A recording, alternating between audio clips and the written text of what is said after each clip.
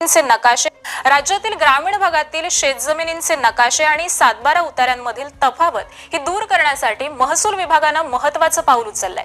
महसूल मंत्री चंद्रशेखर बावनकुळे यांच्या पुढाकाराने राज्यातील शेतजमिनींच्या पोट हिस्सांची मोजणी करून नकाशे आणि अधिकार अभिलेख अद्ययावत करण्याचा महत्त्वपूर्ण असा निर्णय घेण्यात आलाय। प्रत्येक भूखंडाला आता भू आधार क्रमांक मिळणार आहे। पोट हिस्सांची प्रत्यक्ष मोजणी न झाल्यामुळे सरकारी दप्तरी नकाशे आणि 7/12 उतारा यांचा ताळमेळ लागत नव्हता। ही अडचण दूर करण्यासाठी जमाबंदी आयुक्त पुणे यांच्या स्तरावरून आता पोट हिस्सा मोजणीचा पथदर्शी प्रकल्प हा सुरू करण्यात येतोय। नमस्कार मित्रांनो, आज दिनांक 8 फेब्रुवारी 2026 शेतकऱ्यांसाठी आज सकाळच्या झटपट आणि ठळक बातम्या। शेतकऱ्यांसाठी महत्त्वपूर्ण असा अपडेट आलेला असून कुठेही व्हिडिओला स्किप न करता व्हिडिओ शेवटपर्यंत बघा। हमी भावाने खरेदी नावामध्ये बदल, पण 7/12 एकच आहे। CCIवरती कापूस टाकण्यासाठी बनवाबनवी तहसीलदाराकडे तक्रार करण्यात आली। शेतकऱ्यांकडून सहमत होणाऱ्या कागदपत्राची पडताळणी करण्याची जबाबदारी ही कृषी उत्पन्न बाजार समितीची आहे, ती आमची जबाबदारी नाही, असे पाटीदार म्हणाले। भंडारा जिल्ह्यातील 58 शिवभोजन केंद्रामध्ये 7 महिन्याचे 3.88 कोटी थकीत असून भंडारा जिल्ह्यातील केंद्र चालकाच्या वाढल्या आर्थिक अडचणी। गोसेखुर्द धरण पूर्ण क्षमतेने भरलेलं असून पण आरोग्याचा प्रश्न ऐरणीवर आलेला आहे। जनजीवन विस्कळीत झालेले असून रोगराईचा धोका, कॉलनीतील मार्ग बंद असल्याने रहदारीला अडथळा निर्माण होत आहे।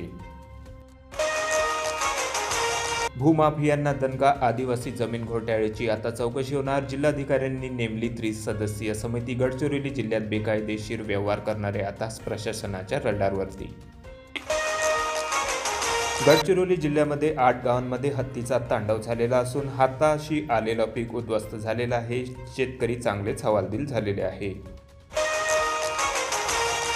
110 कोटी रुपयांची चुकारे शेतकऱ्यांच्या खात्यावर वळते करण्यात आले। 23 डिसेंबरपर्यंत धान विक्री केलेल्यांचा यामध्ये समावेश असून पुन्हा उद्दिष्ट वाढीची शेतकऱ्यांना प्रतीक्षा असून गोंदिया जिल्हा मार्केटिंग फेडरेशनला धानाच्या चुकाऱ्यासाठी शासनाने बुधवारी 309 कोटी रुपयांचा निधी प्राप्त करून दिलेला आहे। यामध्ये गोंदिया जिल्ह्यातील 80,192 शेतकऱ्यांचे 597 कोटी 95 लाख रुपयांचे चुकारे थकलेले होते। शासनाकडून केवळ 309 कोटी रुपयांचा निधी प्राप्त झाल्याने 23 डिसेंबर 2025 पर्यंत शासकीय धान खरेदी केंद्रावरती विक्री केलेल्या 36,374 शेतकऱ्यांना चुकारे देण्यात आलेले आहे। शेतकऱ्यांच्या मागणीसाठी काँग्रेसचे थाळी बजाव आंदोलन। काँग्रेस नेते पदाधिकारी शेतकऱ्यांच्या वेशभूषेमध्ये उपविभागीय अधिकाऱ्यांना दिले निवेदन। नवेगाव बांध तलावाचे पुनरुज्जीवन करण्याची गरज असून सूक्ष्म सिंचन नियोजन कृषी क्षेत्राला मिळेल चालना। खराब रस्त्यांमुळे वाहन चालकासह शेतकऱ्यांचे हाल होत आहे। ग्रामीण भागातील रस्त्यांची दयनीय अवस्था झालेली असून प्रवास करताना ग्रामस्थ मेटाकुटीस आलेले आहे। शेतकऱ्यांची सुद्धा दुरावस्था झालेली असून शेतमाल घरी नेणे ठरत आहे जिकरीचे। तक्रारी दिल्यानंतर सुद्धा संबंधित विभागाकडून लक्ष न दिल्याचा आरोप होत आहे। बोगस दिव्यांग प्रमाणपत्राचा छडा, कर्मचाऱ्याची वैद्यकीय फेर तपासणी। खामगाव जिल्ह्यातील 800हून अधिक कर्मचाऱ्यांचा यामध्ये सहभाग नोंदवण्यात आला। कारवाईच्या शक्यतेने धाकधूक वाढलेली आहे। लोणारमध्ये बनावट कृषी औषधांचा साठा जप्त करण्यात आला। नामांकित कंपनीच्या नावाने विक्री 29,000चा मुद्देमाल जप्त करण्यात आला। खडकपूर्णा प्रकल्पात अजितदादांच्या अस्थी विसर्जित करण्यात आल्या असून देऊळगाव राजा येथेही हजारो नागरिकांनी घेतले दर्शन। जळगाव जामोद तालुक्यातील 15 शाळांच्या 32 वर्गखोल्या शिकस्त झाल्या असून नवीन वर्गखोल्या उभारण्याची गरज असून 2022 मध्ये महापुरामुळे इमारतीचे झाले होते नुकसान। मोताळा तालुक्यात मका खरेदी बंद झाल्याने शेतकरी आर्थिक संकटात सापडले असून शेतकरी मुदतवाढीसाठी मागणी केली जात आहे। नोंदणी 2000 शेतकऱ्यांची, खरेदी फक्त 265 शेतकऱ्यांची।